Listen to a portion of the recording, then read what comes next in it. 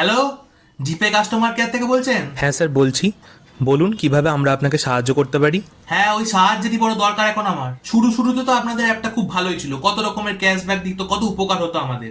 কিন্তু এখন আপনাদের কি হয়েছে বলুন তো, এরকম হয়ে গেছেন কেন? কোনো ক্যাশব্যাক নেই, কিছু নেই, শুধু চারটি ভুলভাল রিওয়ার্ডস। কোথায় কোন বিউটি প্রোডাক্টের ডিসকাউন্ট? আরে ভাই, আমি আমার মাথা থেকে পা পর্যন্ত পুরোটাতেই সাবান ঘষি, ওসব নিয়ে আমি কি করবো শুনি? তারপরে ওই 6,000 টাকার একটা হেডফোন কিনলে তাতে 25% ডিসকাউন্ট।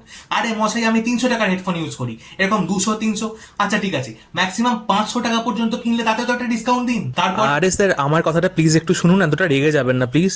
এই আরো আছে, চুপচাপ শুনুন তো। আমি যেই কোম্পানি সিম ইউজ করি তাতে কোনো অফার নেই, আর যেই কোম্পানি সিম আমার কাছে নেই তাতে কারি কারি অফার। শপিং অ্যাপে 25% ডিসকাউন্ট, ভালো কথা।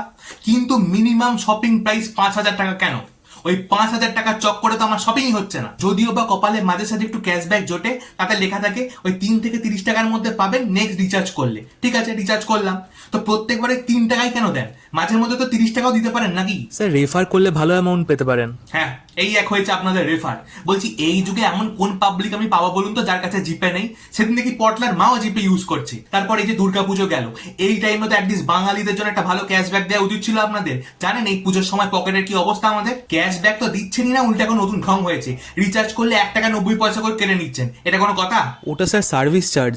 আরে রাখুন তো, ওই তো সার্ভিসে ছিড়িতার আবার চার্জ। এই প্রবলেম গুলো তাড়াতাড়ি সমাধান করা শুরু করুন, বেশি বেশি করে ক্যাশব্যাক দিতে শুরু করুন। 10 টাকার জিনিস কিনলে যেন অ্যাটলিস্ট 5 টাকা করে ক্যাশব্যাক পাই, না হলে কিন্তু এবার আমি আন্দোলনে বসবো।